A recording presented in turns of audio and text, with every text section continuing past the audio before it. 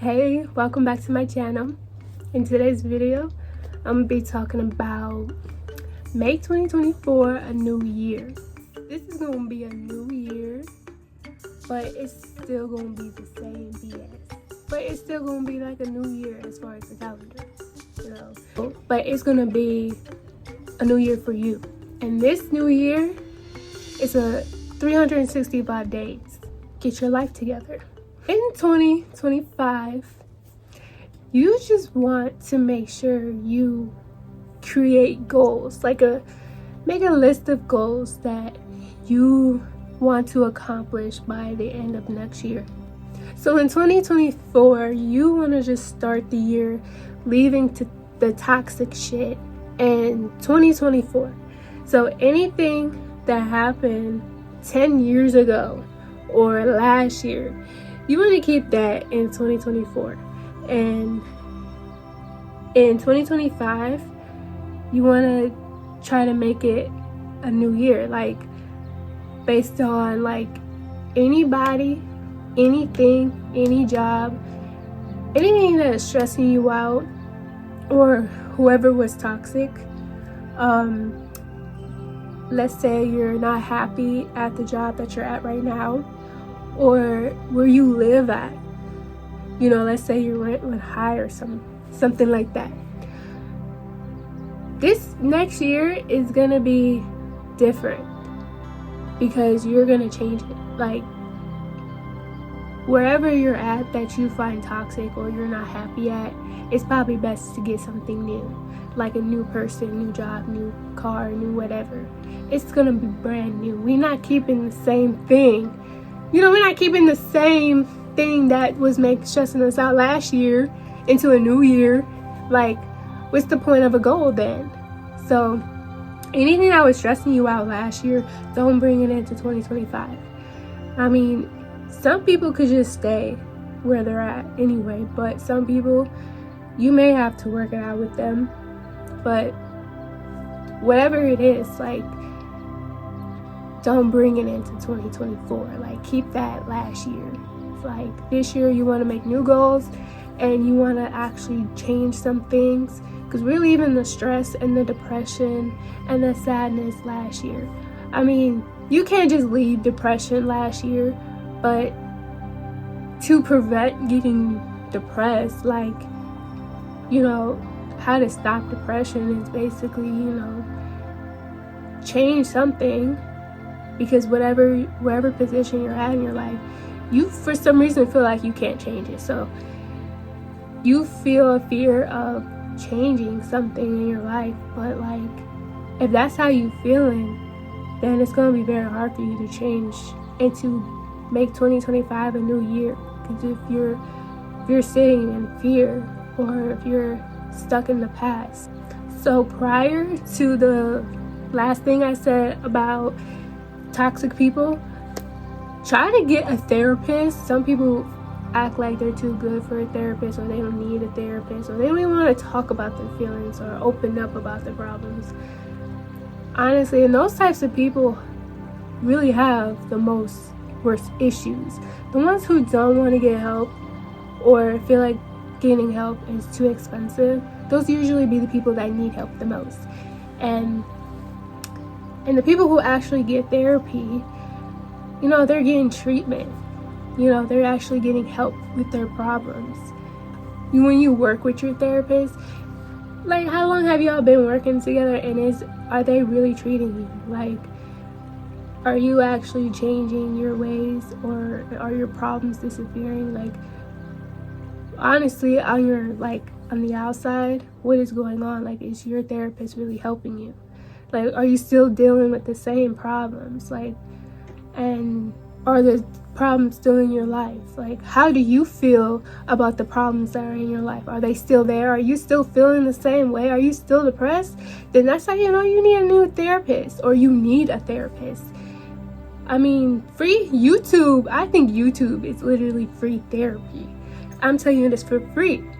So, but it can still be free therapy. I'm not a licensed therapist, but I do, you know, I have went through stuff in my life that I needed help to get through and stuff, and I reached out for help by a therapist, or I went to YouTube. Like, there was a lot of YouTube videos that I watched that kind of helped me. Some of them helped me, some of them didn't. I mean, you can't rely on a video to change your life, because if you can't afford therapy, everything that I've been through and what I say about my therapist, I'm telling you. So YouTube can be free therapy. If I tell you, like, try to get therapy for, you know, the problems you have in your life, I mean, do you think you don't need it? Or do you think like you do need it? Go get a therapist. And another thing you want to bring into 2024 is self-love. Self-love is something I learned way too late in my life, but it was a reason for that.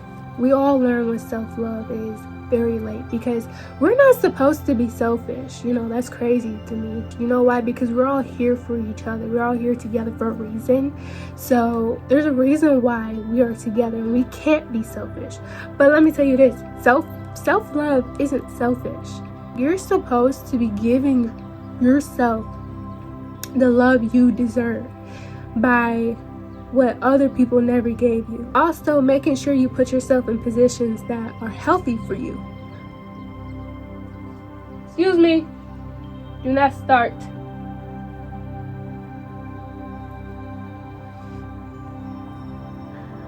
But self-love really has taught me so much about myself and about what love is. Self-love is so important because you just get to you just create your own happiness instead of going on the outside world, you know, drinking beer, smoking weed, doing crack.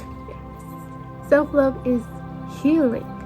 And another thing you want to do is get better with your finances.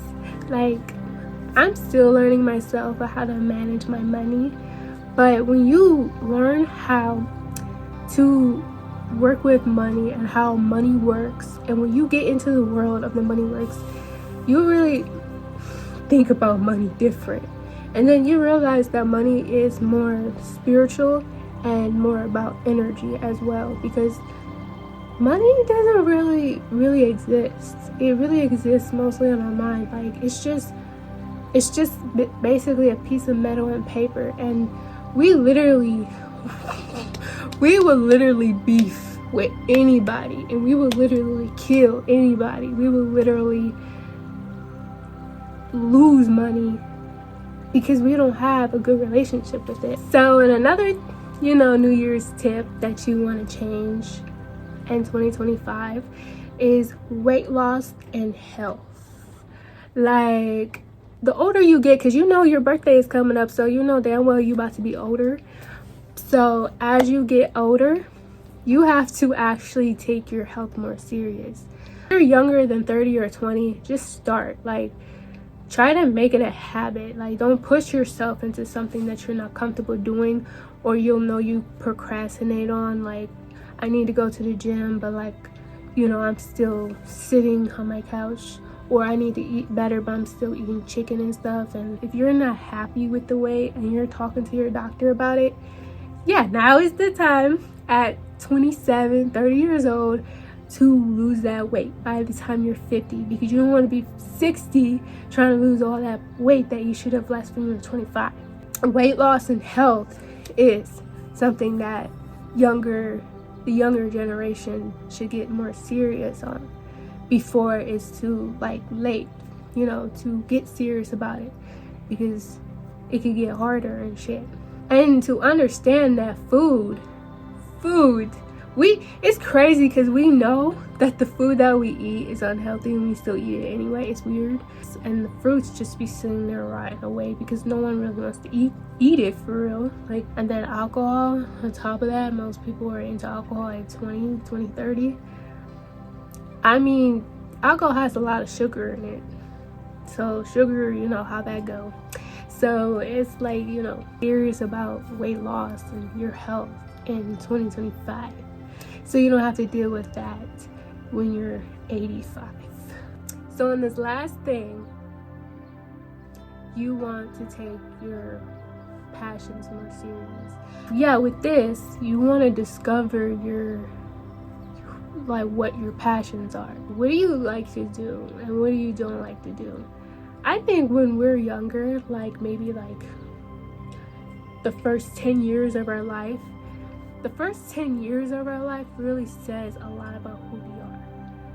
Especially children. That's why people love children, because children are so like pure and innocent, and they don't have no restrictions or rules to who they are, because they don't know any better.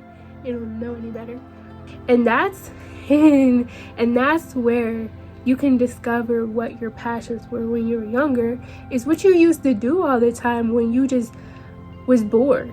Like when you were bored, after you got out of school, after you had your dinner, after you hung out with your friends.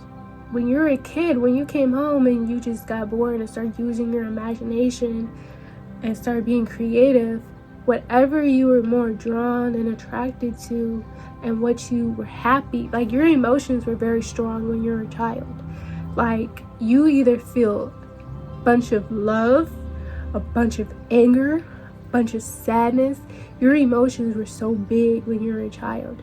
But when we get older, we lose conscious of that. We become more conscious to our reality. We start to see things more clearly. Like we're not too much in our imagination and our creative side no more, because we're getting older.